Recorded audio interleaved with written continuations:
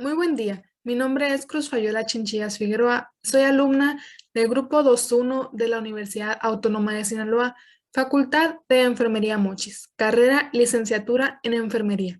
El día de hoy les voy a hablar sobre la primera etapa del proceso de atención de enfermería, la etapa de valoración.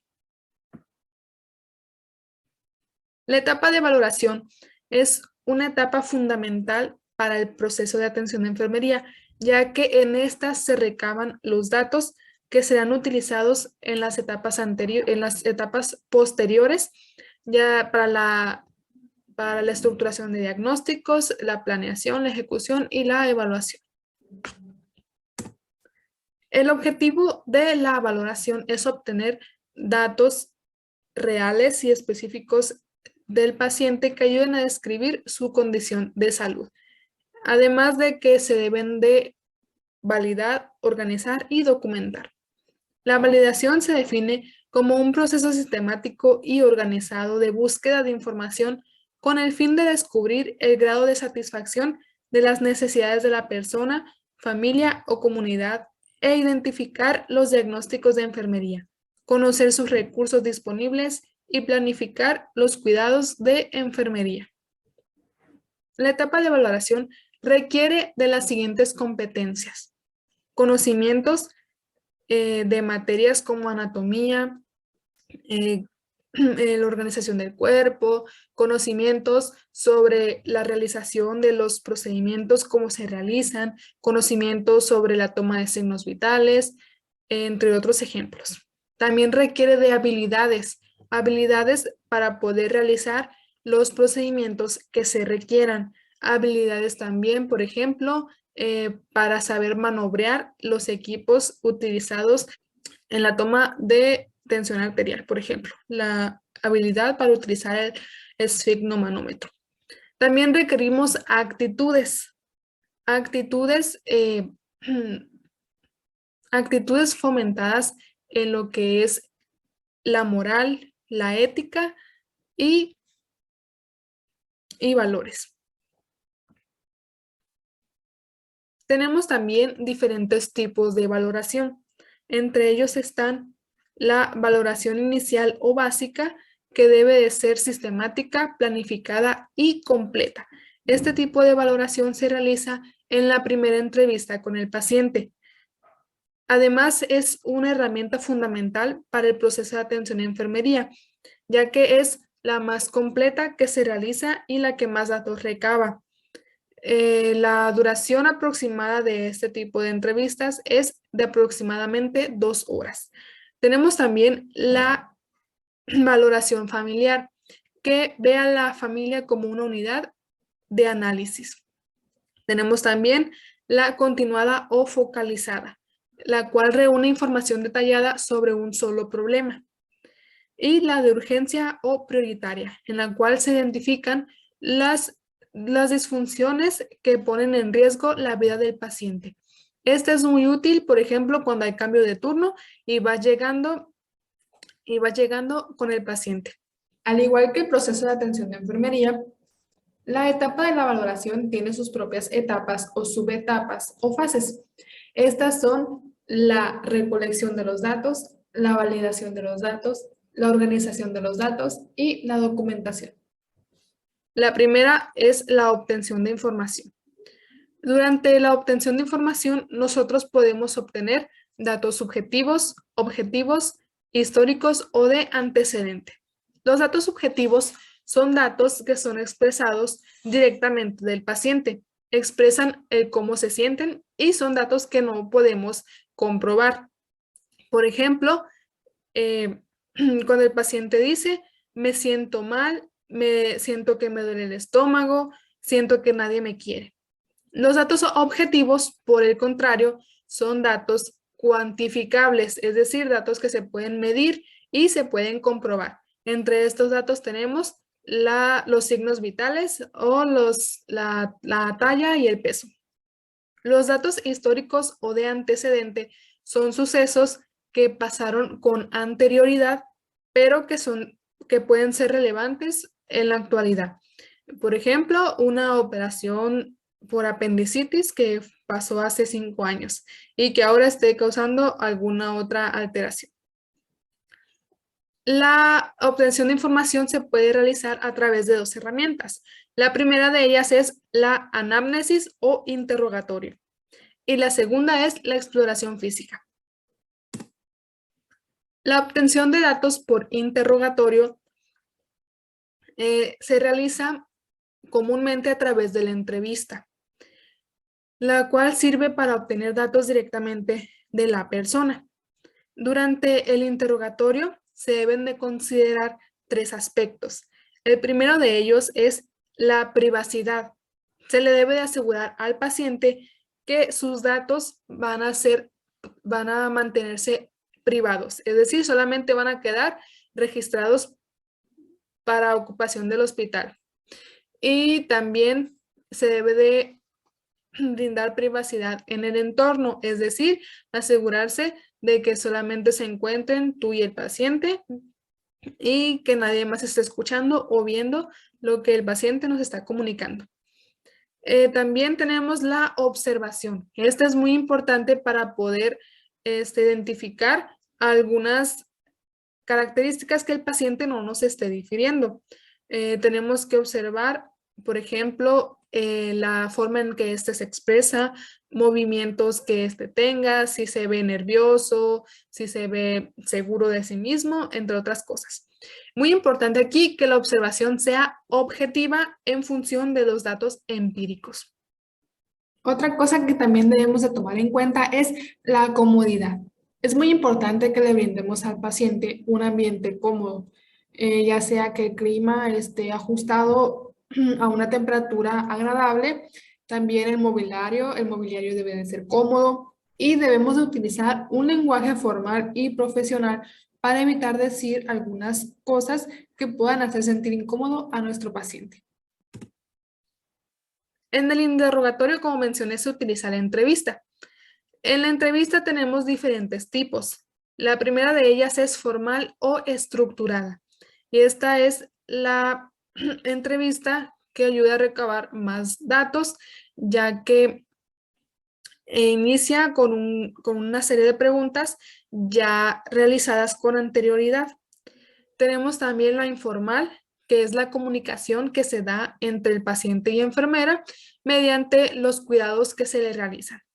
Tenemos la personalizada, que es un tipo de entrevista especial entre un enfermero y un paciente.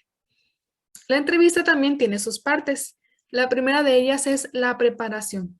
Antes de iniciar una entrevista, nosotros debemos de tener en cuenta qué es lo que vamos a preguntar, qué información queremos recabar. Tenemos que tener anotada nuestra entrevista, las preguntas que vamos a realizar. Tenemos que tener en cuenta también cuánto tiempo vamos a durar haciendo la entrevista. Luego está la parte del inicio. Al iniciar, nosotros debemos de presentarnos con el paciente. Debemos también identificar cuál es el nombre del paciente, la ocupación y saber cómo le gusta al paciente que lo llamen, para llamarlo de esa manera. Puede ser que lo llamemos por su ocupación, por su nombre o por su apellido. También en el inicio de la entrevista se debe de explicar cuál es la función de la entrevista. Después sigue la parte del cuerpo. Ya en el cuerpo se le realiza al paciente las preguntas que nos van a ser útiles para recabar la información que se necesita. Por último está el cierre. Al terminar la entrevista, debemos de agradecer al paciente por responder nuestras preguntas y se recomienda que ya no nos desviemos a otros temas, pero si el paciente tiene algunas preguntas o algunas dudas, nosotros se los debemos de aclarar. Los propósitos de la entrevista son obtener información específica, facilitar la relación personal de enfermería-paciente, permitir al paciente informarse, ayudar a determinar qué otras áreas requieren análisis específico, ayudar en los problemas inmediatos que producen ansiedad. Muy importante también es que hay cosas que debemos de evitar al momento de realizar la entrevista. Entre estas están no poner atención. Eso es un factor muy negativo porque puede producir que nosotros olvidemos o omitamos algunos datos que pueden ser relevantes para la valoración del paciente. Debemos de evitar también ofrecer consejos personales, ya sea que le digamos al paciente, sabes que no fumes, no debes de fumar porque fumar es malo para tu salud.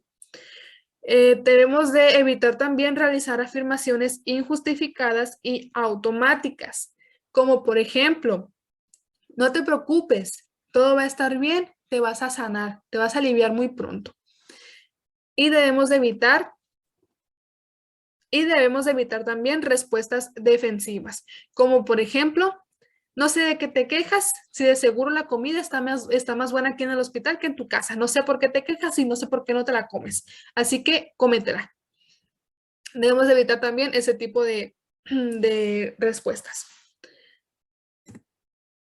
La obtención de información por medio de la exploración física se realiza mediante la utilización de los métodos de exploración.